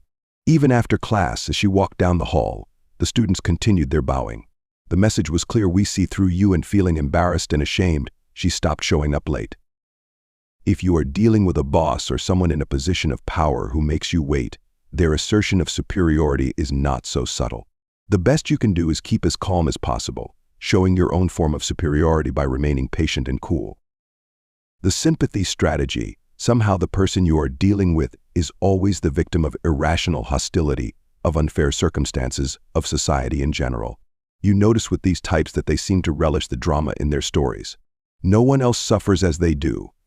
If you are careful, you can detect a vaguely bored expression when they listen to other people's problems. They are not so engaged. Because they play up their supposed helplessness, you will naturally feel sympathetic. And once they elicit this, they will ask for favors, extra care, and attention. That is the control they are after. They are hypersensitive to any signs of doubt on your face, and they don't want to hear advice or how they might be slightly to blame. They may explode and classify you as one of the victimizers. What might make this hard to see through is that often they do suffer through unusual adversity and personal pain, but they are masters at attracting the pain. They choose partners who will disappoint them. They have a bad attitude at work and attract criticism. They are negligent with details, and so things around them fall apart. It is not malicious fate that is to blame, but something from within them that wants and feeds off the drama. People who are genuine victims cannot help but feel some shame and embarrassment at their fate, part of an age-old human superstition that a person's bad luck is a sign of something wrong with the individual. These true victims do not enjoy telling their stories. They do so reluctantly. Passive aggressors, on the other hand, are dying to share what has happened to them and bask in your attention. As part of this, passive aggressors may display various symptoms and ailments: anxiety attacks, depression, headaches, that make their suffering seem quite real. Since childhood, we have all been capable of willing such symptoms to get attention and sympathy. We can make ourselves sick with worry. We can think our way into depression. What you are looking for is the pattern. This seems to recur in passive aggressors when they need something, such as a favor, when they feel you pulling away, when they feel particularly insecure. In any case, they tend to soak up your time and mental space, infecting you with their negative energy and needs, and it is very hard to disengage. These types will often prey upon those who are prone to feel guilty, the sensitive, caregiving types. To deal with the manipulation involved here, you need some distance, and this is not easy. The only way to do this is to feel some anger and resentment at the time and energy you are wasting in trying to help them, and how little they give back to you. The relationship inevitably tilts in their favor when it comes to attention. That is their power. Creating some inner distance will allow you to see through them better and eventually quit the unhealthy relationship. But do not feel bad about this. You will be surprised at how quickly they find another target. The dependency strategy: you are suddenly befriended by someone who is unusually attentive and concerned for your welfare. They want to help you with your work or some other tasks. They want to listen to your stories of hardship and adversity. How refreshing and unusual to have such attention. You find yourself becoming ever so dependent on what they give you. But every now and then you detect some coldness on their part, and you rack your brain to figure out what you might have said or done to trigger this.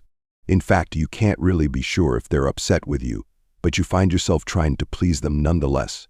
And slowly, without really noticing it, the dynamic is reversed, and the displays of sympathy and concern seem to shift from them to you. Sometimes a similar dynamic is played out between parents and their children. A mother, for instance, can shower her daughter with affection and love, keeping the girl bound to her. If the daughter tries to exercise independence at some point, the mother responds as if this were an aggressive and unloving act on the daughter's part. To avoid feeling guilty, the daughter stops asserting herself and works harder to earn more of the affection she has become dependent on. The relationship has reversed itself. Later, the mother exercises control over other aspects of her daughter's life, including money, career, and intimate partners. This can also occur within couples. A variation of this strategy comes from people who love to make promises of assistance, money, a job, but don't quite deliver on them. Somehow they forget what they had promised or only give you part of it, always with a reasonable excuse. If you complain, they may accuse you of being greedy or insensitive. You have to chase after them to make up for your rudeness or to beg to get some of what they had promised. In any event, This strategy is all about gaining power over another. The person who is made to feel dependent is returned to the position of the needy and vulnerable child, wanting more. It is hard to imagine that someone who is or was so attentive could be using this as a ploy, which makes it doubly hard to see through. You must be wary of those who are too solicitous too early on in a relationship. It is unnatural as we are normally a bit suspicious of people in the beginning of any relationship. They may be trying to make you dependent in some way, and so you must keep some distance before you can truly gauge their motives. If they start to turn cold and you are confused as to what you did, you can be nearly certain they are using this strategy. If they react with anger or dismay when you try to establish some distance or independence, you can clearly see the power game as it emerges. Getting out of any such relationship should be a priority. In general, be wary about people's promises and never completely rely on them. With those who fail to deliver, it is more likely a pattern, and it is best to have nothing more to do with them. The insinuating doubt strategy. In the course of a conversation, someone you know, perhaps a friend, lets slip a comment that makes you wonder about yourself and if they are in some way insulting you. Perhaps they commend you on your latest work, and with a faint smile they say they imagine you will get lots of attention for it, or lots of money, the implication being that that was your somewhat dubious motive. Or they seem to damn you with faint praise, you did quite well for someone of your background. Robespierre, one of the leaders of the terror of the French Revolution, was the absolute master of this strategy. He came to see Georges Danton, a friend and fellow leader, as having become an enemy of the revolution, but did not want to say this outright. He wanted to insinuate it to others and strike some fear in Danton. In one instance, at an assembly, Robespierre leaped to his feet to support his friend, who had been accused of using his power in the government to make money. In defending Danton, Robespierre carefully repeated all of the various charges leveled against him in great detail, then concluded, "I may be wrong about Danton, but as a family man he deserves nothing but praise." As a variation on this, people may say some rather harsh things about you, and if you seem upset, they will say they were kidding. Can't you take a joke? They may interpret things you have said in a slightly negative light, and if you call them on this, they will innocently reply, "But I'm only repeating what you said."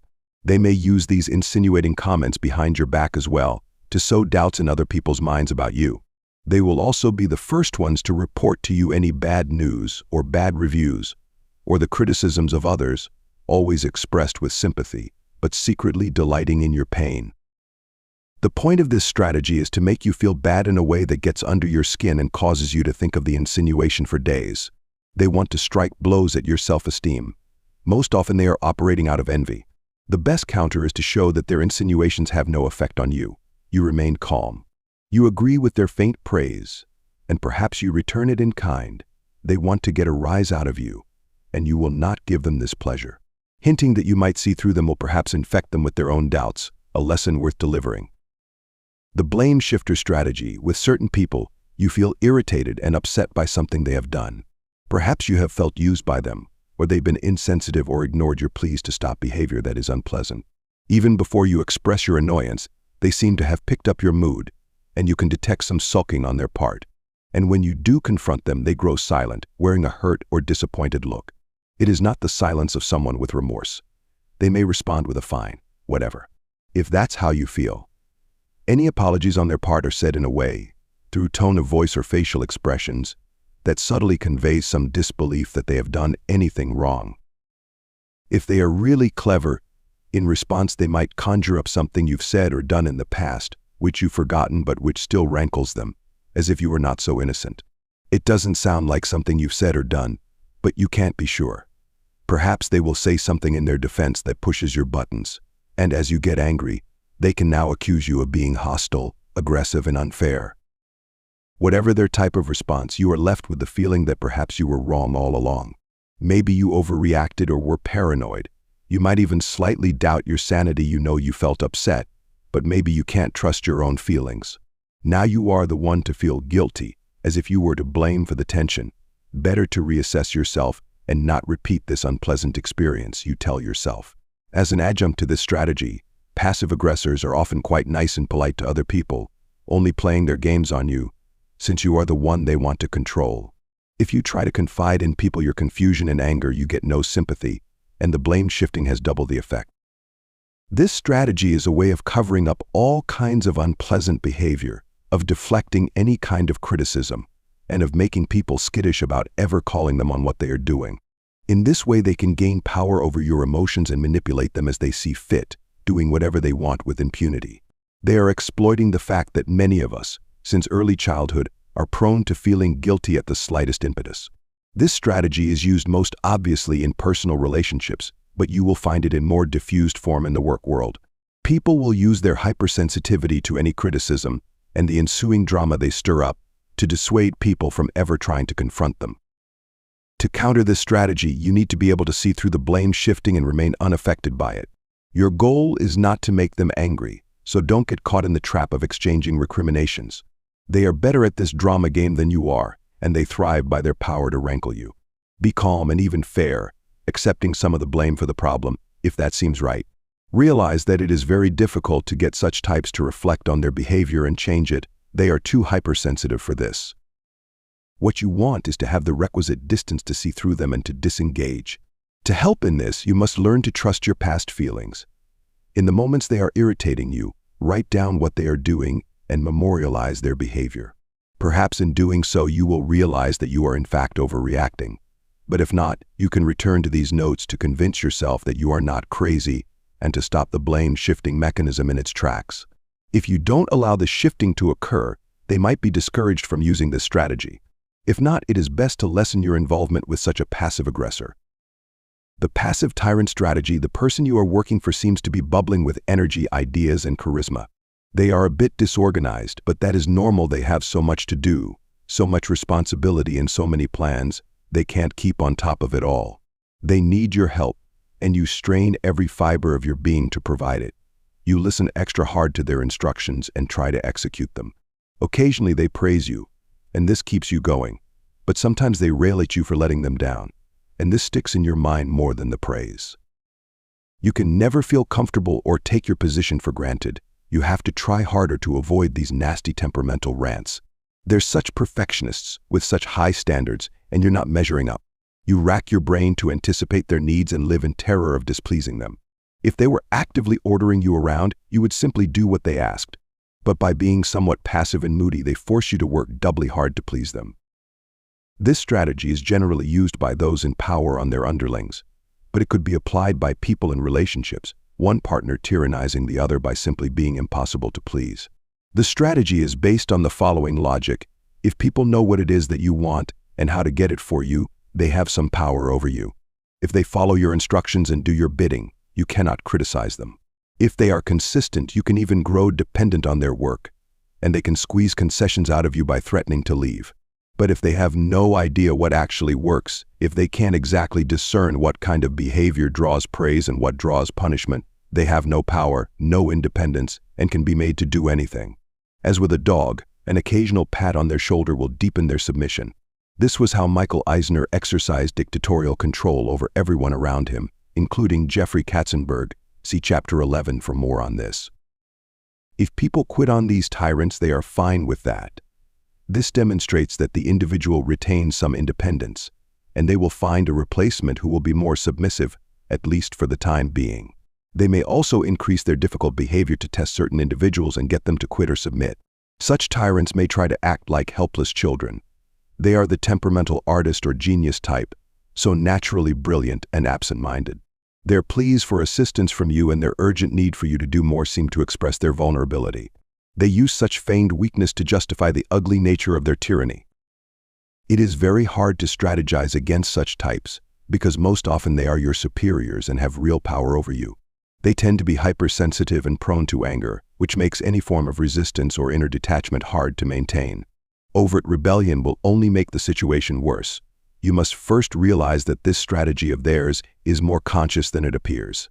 They are not weak and helpless but cunning tyrants. Instead of lingering on anything positive they've said or done, think only of their manipulations and harshness. Your ability to detach from them emotionally will neutralize the obsessive presence they try to instill. But in the end, nothing really will work, because if, in their hypersensitivity, they detect your distance, their behavior will only get worse. The only real counter is to quit and recuperate. No position is worth such abuse, for the damage to your self-esteem could take years to recover from. Controlled aggression. We are born with a powerful energy that is distinctly human. We can call it willpower, assertiveness, or even aggression, but it is mixed with our intelligence and cleverness. It was revealed to us in its purest state in childhood. This energy made us bold and adventurous, not only physically but mentally, wanting to explore ideas and soak up knowledge. It made us actively search for friends with whom we could explore together. It also made us rather relentless when it came to solving problems or getting what we wanted. Children can often be bold in what they ask for. It made us open to the world and to new experiences. And if we felt frustrated and helpless for long enough periods of time, this same energy could make us unusually combative. As we get older and we encounter mounting frustrations, resistance from others, and feelings of impatience for power, some among us may become chronically aggressive. But another phenomenon is even more common. We become uncomfortable with, and even frightened of that assertive energy within, and our own potential for aggressive behavior. Being assertive and adventurous could lead to some failed action, making us feel exposed and vulnerable. If we express this energy too much, people may not like us. We could stir up conflict. Perhaps our parents induced in us as well some shame for our aggressive outbursts. In any event, we may come to view the aggressive part of the self as dangerous. But since this energy cannot disappear, it turns inward, and we create what the great English psychoanalyst Ronald Fairbairn called the internal saboteur. The saboteur operates like a persecutor from within, continually judging and attacking us. If we are about to attempt something, it reminds us of the potential for failure. It tries to tamp down any exuberance because that could open us to criticism from others. It makes us uncomfortable with strong sensations of pleasure or the expression of deep emotion. It impels us to tamp down our ambitions, the better to fit into the group and not stand out. It wants us to retreat inward where we can protect ourselves even if that leads to depression. And it makes us forge a fake self to present to the world, one that is humble and self-effacing. In the end, the internal saboteur works to lower our energy and constrain what we do, making our world more manageable and predictable, but also quite dead. It is the same goal as the aggressor gaining control over uncertainty, but through the opposite means. The internal saboteur can also have a dampening effect on our mental powers. It discourages us from being bold and adventurous in our thinking. We limit our ideas and settle for the conventional opinions of the group, because that is safer. Creative people display great aggressiveness in their thinking as they try out many options and search for possible solutions. By trying to rid ourselves of any kind of aggressive impulse, we actually thwart our own creative energies. Understand, the problem has never been that we humans are assertive and aggressive. That would be to make a problem of our own nature. The positive and negative aspects of this energy are but two sides of the same coin. To try to tamp down the negative, to give ourselves over to the internal saboteur, only dulls the positive. The real problem is that we do not know how to harness this energy in an adult, productive, and pro-social manner. This energy needs to be embraced as totally human and potentially positive. What we must do is tame and train it for our own purposes. Instead of being chronically aggressive, passive-aggressive, or repressed, we can make this energy focused and rational. Like all forms of energy, when it is concentrated and sustained, it has so much more force behind it. By following such a path, we can recover some of that pure spirit we had as children, feeling bolder, more integrated, and more authentic. The following are 4 potentially positive elements of this energy that we can discipline and use, improving what evolution has bestowed on us. Ambition. To say you're ambitious in the world today is often to admit to something slightly dirty, perhaps revealing too much self-absorption. But think back to your childhood and youth. You inevitably entertained big dreams and ambitions for yourself. You were going to make a mark in this world in some way. You played out in your mind various scenes of future glory. This was a natural impulse on your part, and you felt no shame. Then, when you got older, you probably tried to stifle this. Either you kept your ambitions secret and acted modestly, or you actually stopped dreaming altogether, trying to avoid seeming self-absorbed and being judged for this. Much of this sneering at ambition and ambitious people in our culture actually stems from a great deal of envy at the accomplishments of others. Tamping down your youthful ambitions is a sign that you don't like or respect yourself. You no longer believe you deserve to have the power and recognition you once dreamed about. That doesn't make you more adult, simply more likely to fail. By lowering your ambitions, you limit your possibilities and diminish your energy. In any event, in trying to appear unambitious, you are just as self-absorbed as anyone else, Being so humble and saintly is your ambition, and you want to make a display of it. Some people remain ambitious as they get older, but their ambitions are too vague. They want success, money, and attention. Because of such vagueness, it is hard for them to ever feel they have satisfied their desires. What constitutes enough money or success or power? Not sure of what exactly they want. They cannot put a limit to their desires.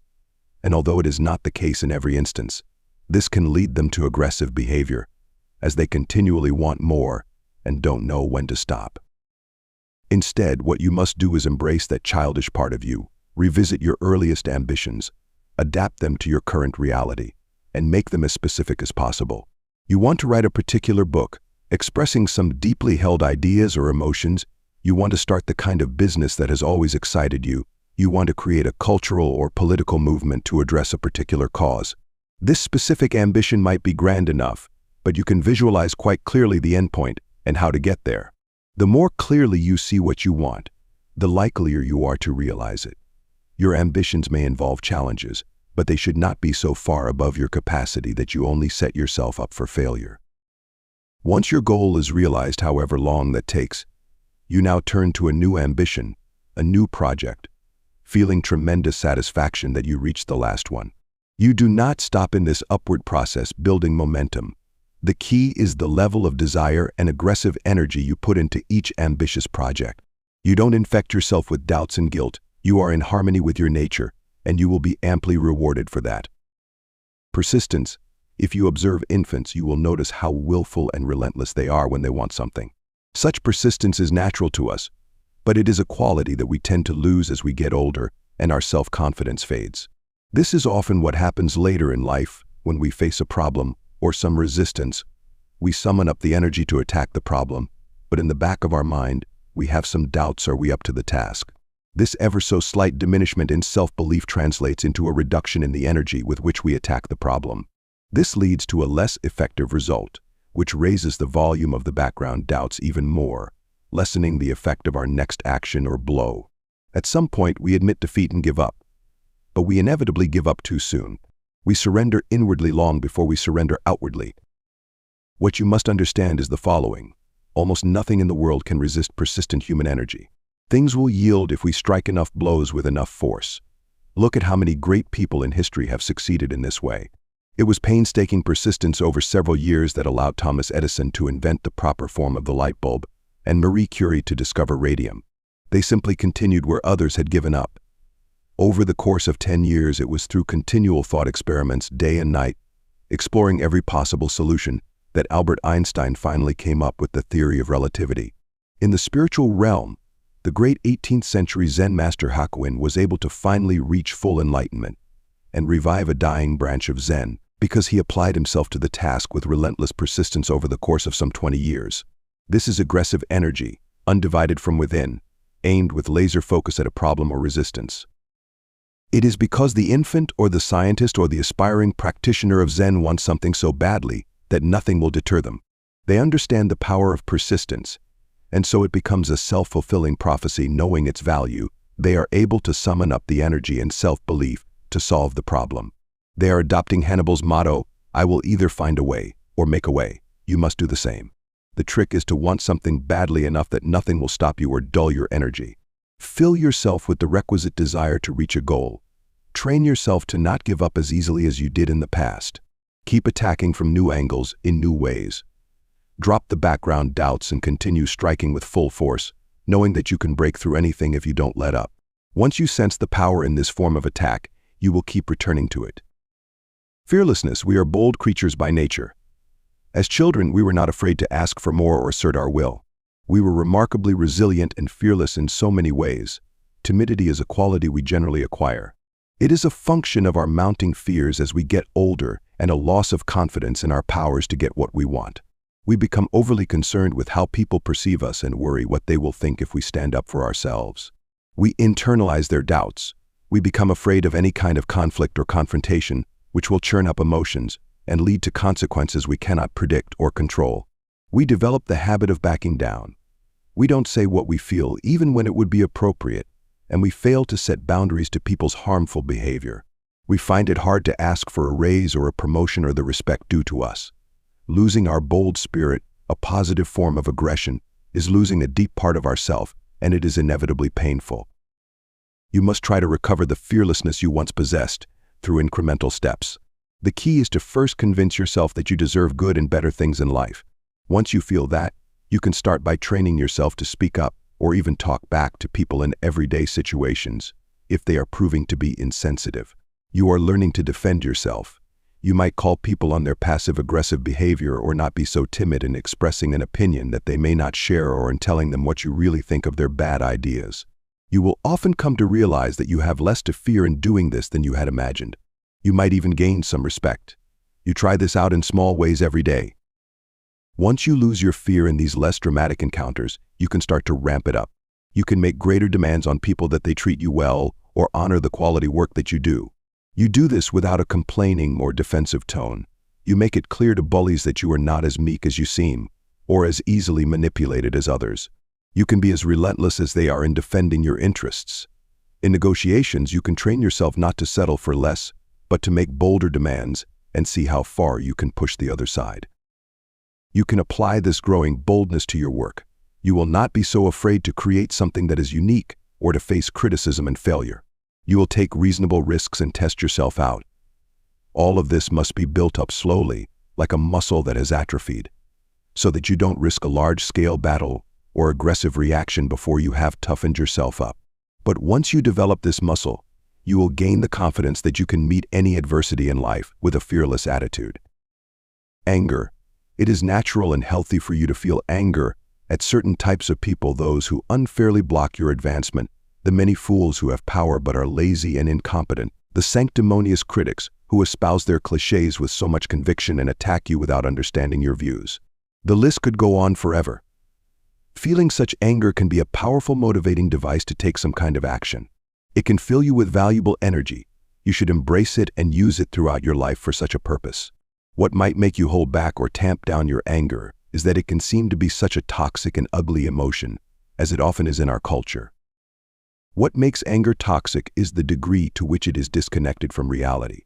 People channel their natural frustrations into anger at some vague enemy or scapegoat, conjured up and spread by demagogues. They imagine grand conspiracies behind simple, inescapable realities, such as taxes or globalism, or the changes that are part of all historical periods.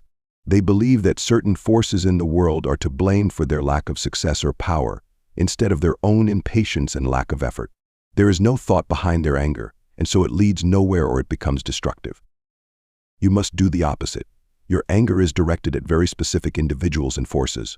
You analyze the emotion. Are you certain that your frustration does not stem from your own inadequacies? Do you really understand the cause of the anger and what it should be directed at? In addition to determining if it is justified and where the anger should be directed, you also analyze the best way to channel this emotion, the best strategy for defeating your opponents.